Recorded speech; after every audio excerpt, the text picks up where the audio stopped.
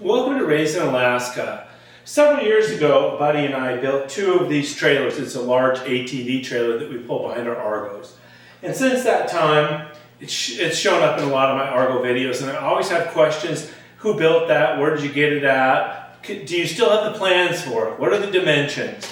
And so today I have to do a repair on it anyway, so I thought that I would do a quick tour of it and kind of deconstruct it so that if this was something you're interested in building, you would have an idea how it was built. First we'll take a look at the tub, and then I'm going to take the tub off of it because I have a fix that I have to do with the frame anyways, and so then we'll take a look at the frame and perhaps even what went wrong there. And so the lid is on a shock, and actually pushes it up.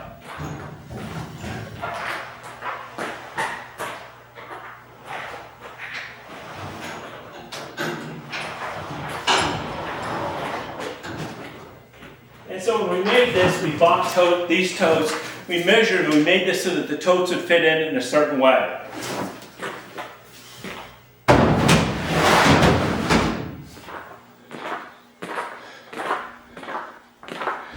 And so we built it so that those big totes fit in the bottom and then little totes fit right across the wheel well, and so you can put little totes in there. It actually holds 3 big totes across the bottom with a little bit of space, and then multiple little totes across the top and room for gear. You can see that the top here has supports, 3 angle iron supports there just to stiffen that lid up. We welded square tubing across here, and this metal here is just folded, so it folds and folds and folds, and then folds up over here just to make it really rigid. Hinge on there, and then in the back of it that you can't see now, in the back of it down there, there are 2 drain plugs, and so if you're out in the field and have to clean it or do whatever, you can drain it out pretty easily. We put these things on here just to stiffen it up. So we'll go ahead and pull the box off of it, and then we'll take a closer look at the frame itself, and that's actually where I need to make the repairs. So you can see on this frame, the tongue here has 2 pins in it. One is here and the other's actually back here. And then up here, you can see that there's a hole in the frame right here. And then there's one underneath here as well. And so you can actually pull this tongue all the way out and stick it in the other side in the event that you got it stuck and needed to pull it the other way.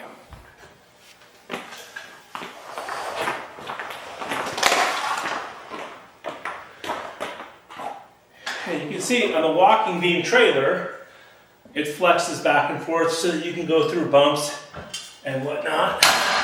Now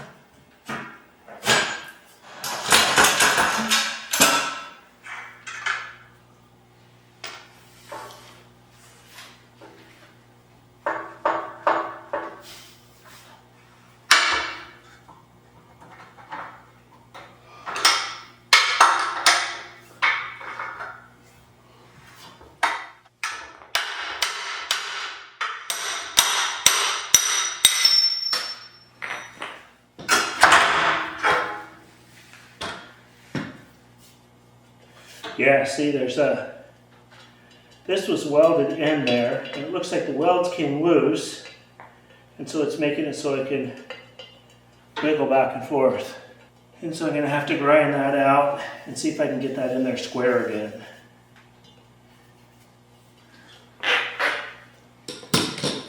So on this first axle, this weld came undone.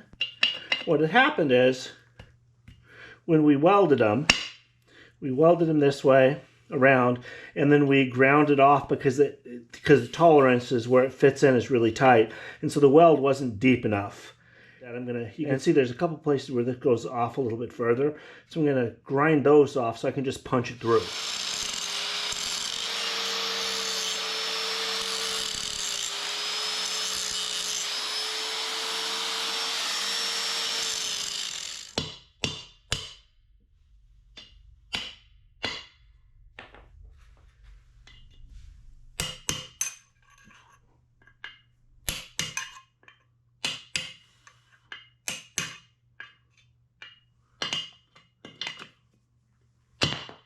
cylinder and grind that up nice. Let's take a look at the other side here.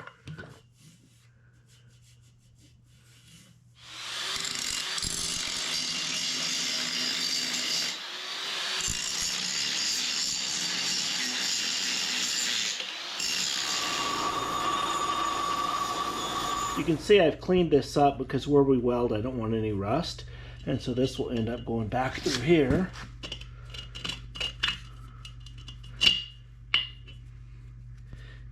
And then I'm going to take a drill bit and I'm going to drill this out so that there's the pipe itself that goes through here and cut the pipe out.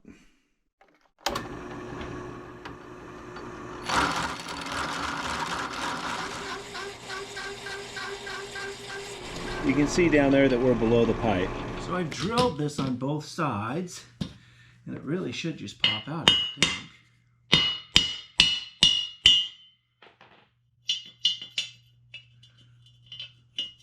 Oh, there we go. Okay, so we got that out. It's hot. So we got a nice hole through there. And we'll just end up having to get another piece of pipe in there. Yeah, see, and that's going to go in there, and that'll be the new one. And I'll just have to get it in there nice and straight. For now, though, what I'm going to do is when you weld, if you have paint, it's going to foul up the welding. So I'm going to grind off around there so that I have a nice, clean spot to weld.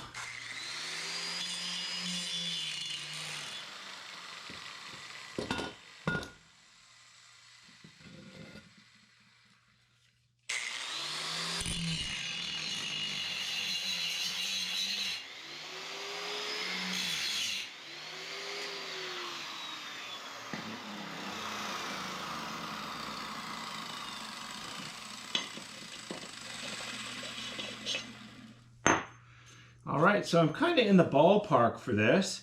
One of the things that I'm going to do is I'm going to bevel this around a little bit, because the mistake I made the last time was I put this pipe in here, got it nice and flush, cut it off, welded it, and then I have to grind this out level because the tolerance, the clearance in the where it goes, you don't have room for extra stuff. And so what I need to be able to do is get weld like halfway through this the wall of this tubing, as opposed to just a surface weld.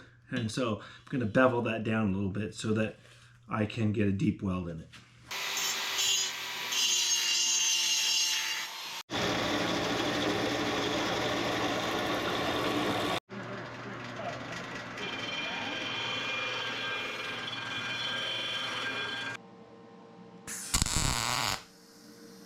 And then let's look this direction here.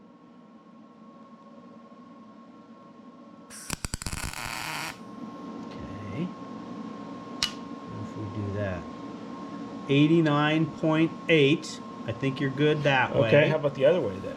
Okay, so let me see what this is. This is 0.40. 0.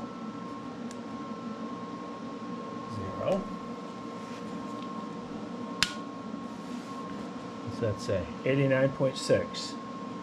I can live with that. Okay.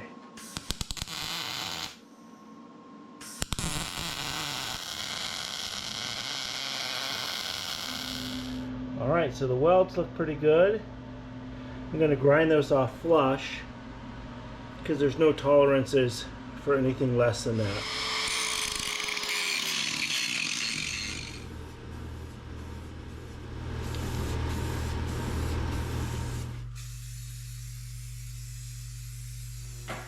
This is the frame for my trailer, and you can see we built it so that the walking beam portion of the axle can go through here.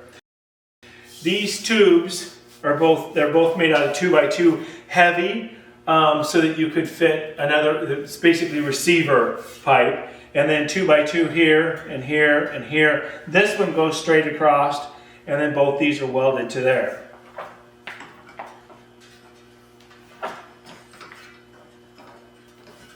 And so we're going to go ahead and reassemble this by putting the walking beams in here.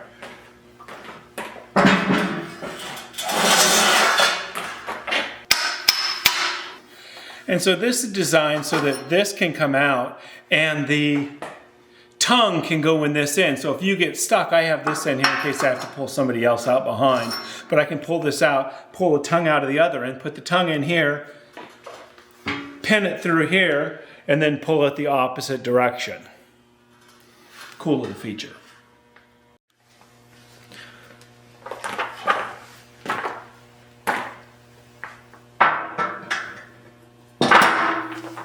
Every tool has a hammer end.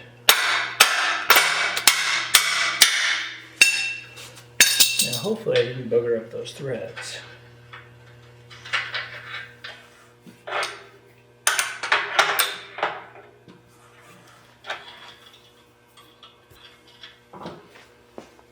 So you can see the walking beam pivots right here on the bolt. And once you get the tires on, we'll take another look at it.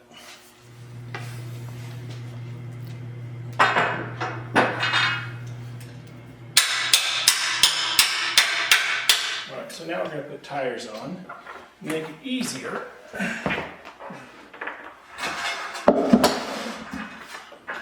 that in the airport way.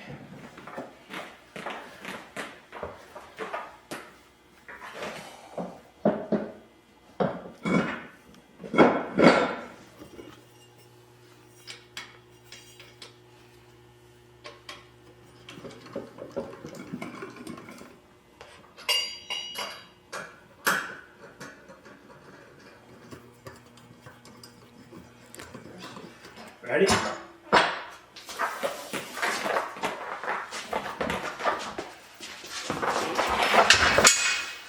So now you can see the tongue's not in it. The tongue will go in this end. That end's got the tow hook in it. But it can literally pivot this much. Now what we're going to try to do is lift that up onto here. This is going to be a booger.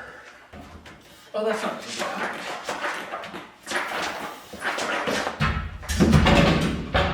Let's assess where we're at. Okay, we're almost there. Okay, you ready? Yeah. You're gonna have to lift up now. Yeah. Okay. Needs to come my way 1/2 inch. Okay.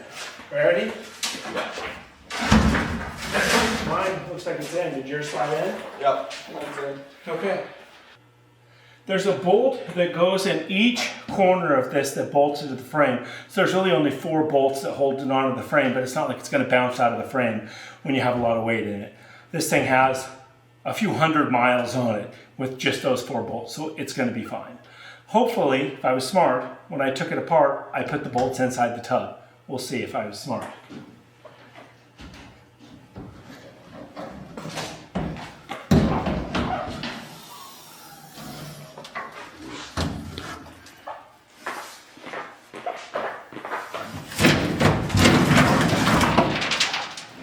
One, 2.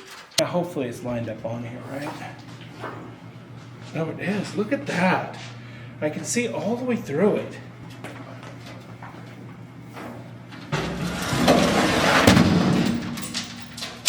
Tried to kill me. Didn't get me.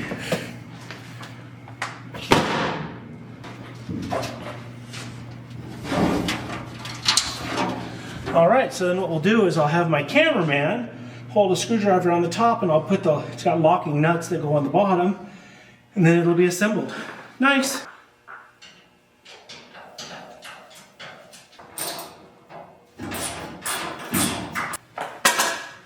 Yes, now remember when I said you can put the tongue in from either end.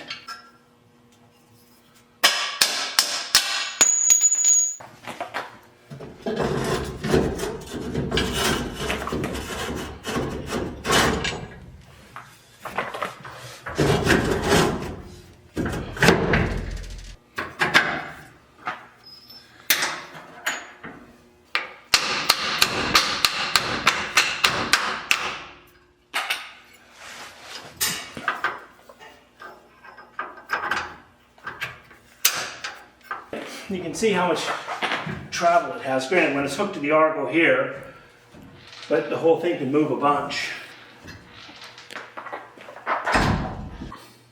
So over the years, I've had a lot of people ask about the dimensions and do I have blueprints and all that. At one point in time, we did draw this up on graph paper. So I'll give you quick dimensions here. So lengthwise here is 57.5 inches. And this part here is 13 inches. Look at the inside real quick. And you can see on the inside that it's squared off here. Now that you know what the inside looks like, let's look at the back of it for just a second.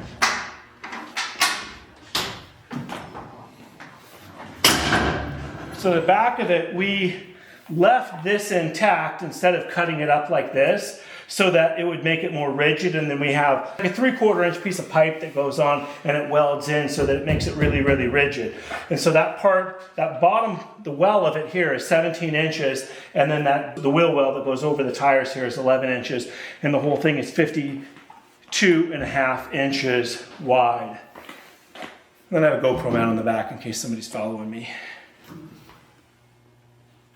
This, as I said earlier, reinforce the lid so you'll be able to stand on it. That way when you're out on the tundra or somewhere, you can stand up on top and spot from here. Usually I'll put a chair here and sit on the chair, but the top is plenty sturdy to be able to stand on. So hey, thanks for coming along and checking out my trailer.